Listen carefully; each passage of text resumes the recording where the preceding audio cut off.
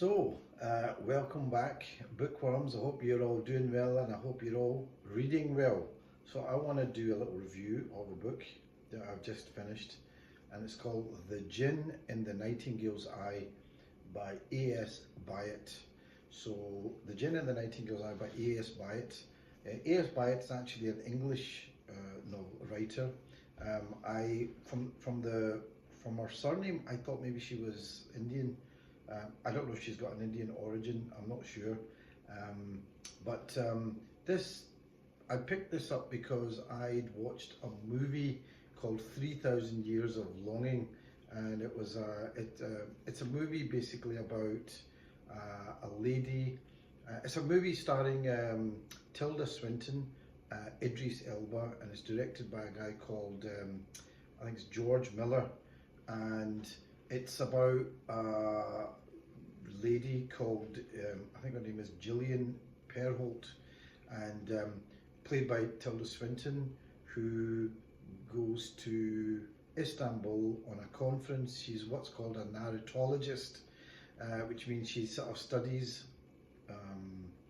stories, and she goes to Istanbul, and while she's there, she finds a bottle in the Grand Bazaar, brings it back, opens up, and hey presto, there's a 3,000-year-old genie in it, and the genie comes out, and obviously it's all about what he grants her and everything, and all this kind of thing. So I really liked the movie, and I know this is not about movies, but I really liked the movie, and I thought, okay, this might be interesting to read about. And what I found was this is a book, the Djinn in the Nightingale's Eye is like a kind of novella, and it's part of a collection of other short stories, and they're in what's called a kind of fairy tale format. In fact, it does say 5 fairy stories, and so the stories are things like the first one is called The Glass Coffin, and it's about a tailor who meets an old lady, and he goes on a quest to find a kind of sleeping beauty figure, and how he goes about that. There's another one called Goad Story, the story of the eldest princess, Dragon's Breath, and then the Djinn in the Nightingale's Eye. So, and they are very much like fairy stories. They're written like that. You feel as if you're reading a fairy story, something that you might have read when you were a kid, but they're for adults. I don't know why they're necessarily for adults, other than they've got bigger words, and maybe the emotional kind of responses of the characters is a bit more adult and goes into a bit more description. The book, the story that the book is titled after, The Djinn in the Nightingale's Eye, is very similar to the movie. The only difference being that the main character, Gillian Perholt, which in the movie is, like I said, stars Tilda Swinton.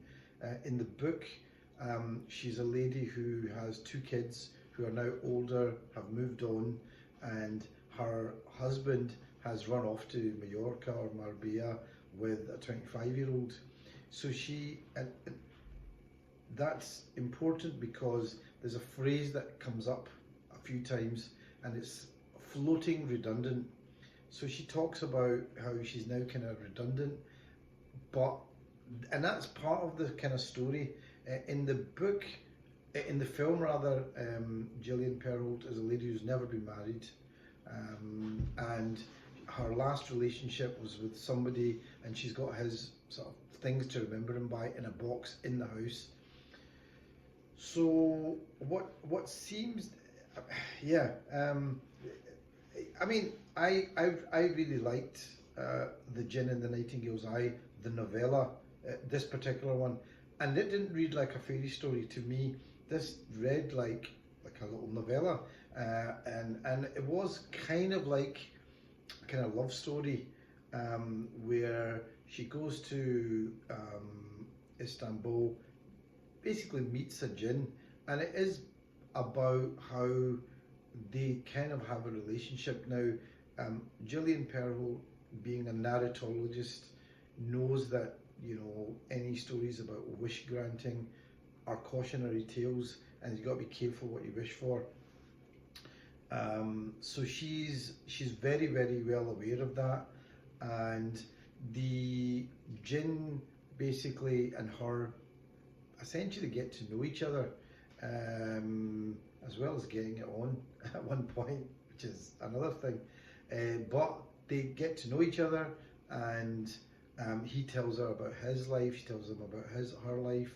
He tells her about some of the stories that he's had to go through, and how he's ended up, having.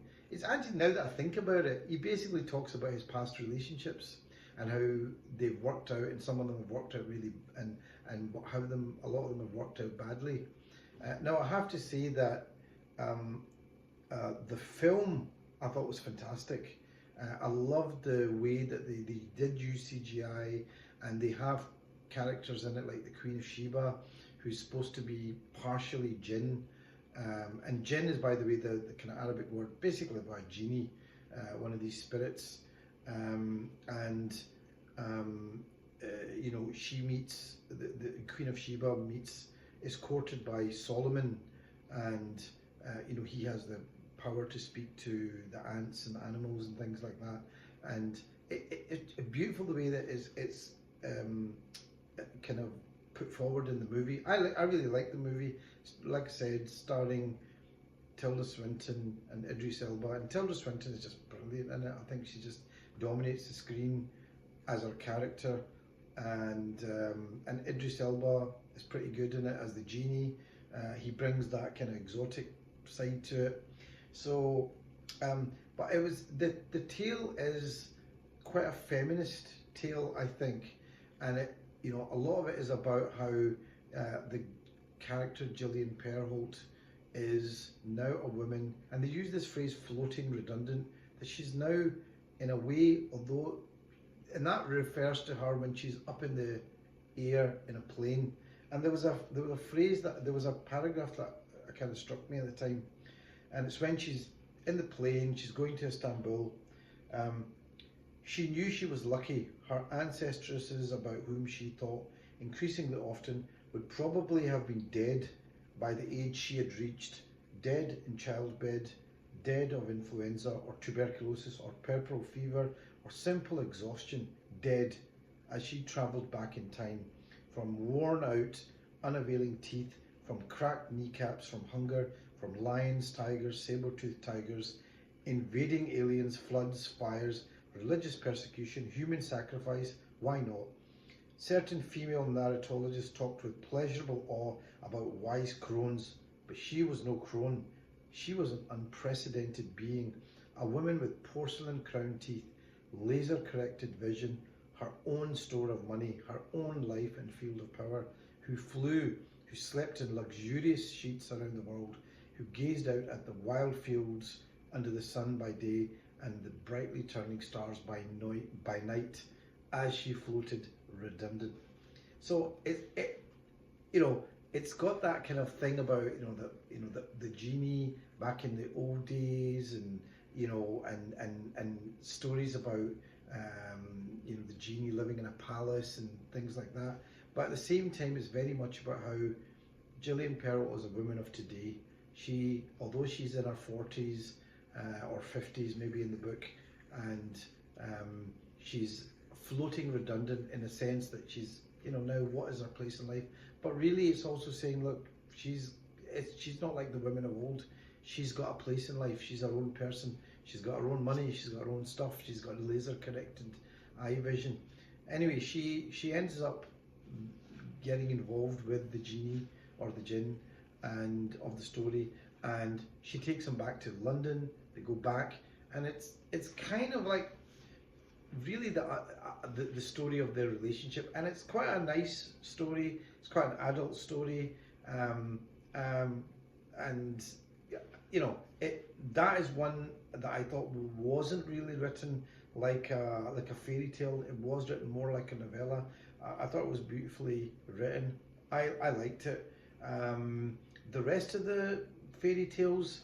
If that's your kind of thing, you might like it. I didn't really. You know, you can take it or leave it. I could probably leave them, to be honest with you. You know, I'm not quite sure who it's aimed at, but yeah, I read this on the. I would read this um, on the tube, and I suppose they were short enough that I could read it after a couple of days just on my tube journey.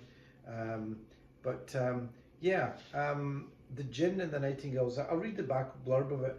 Those new to the world of Byatt might well begin here with these tales within tales, which one can read as anything from contemporary allegories such as the superb dragon's breath, evoking every idyll that ever fell foul of war or famine, to sheer celebrations of storytelling itself.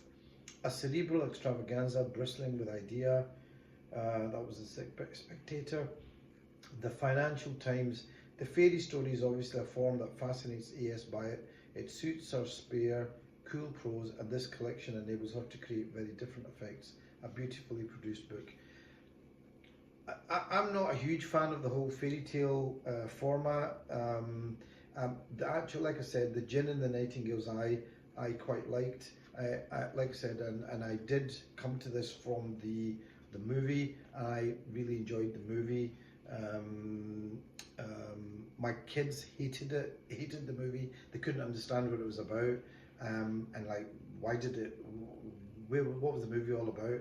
But I could see that it was a kind of adult relationship about, you know, relationships that sometimes work, sometimes don't, but people can sort of leave and still be friends. So and so I liked it, and they've kind of worked it in with the whole idea of, you know, the Djinn, the supernatural creature, and Gillian Perholt, and you know, like I said, it's based on the Djinn and the Nightingale's Eye. I enjoyed that. So it's The Djinn and the Nightingale's Eye by A.S. Byatt, published by Vintage Publishers. And if you like that kind of thing, you might well like this. Okay.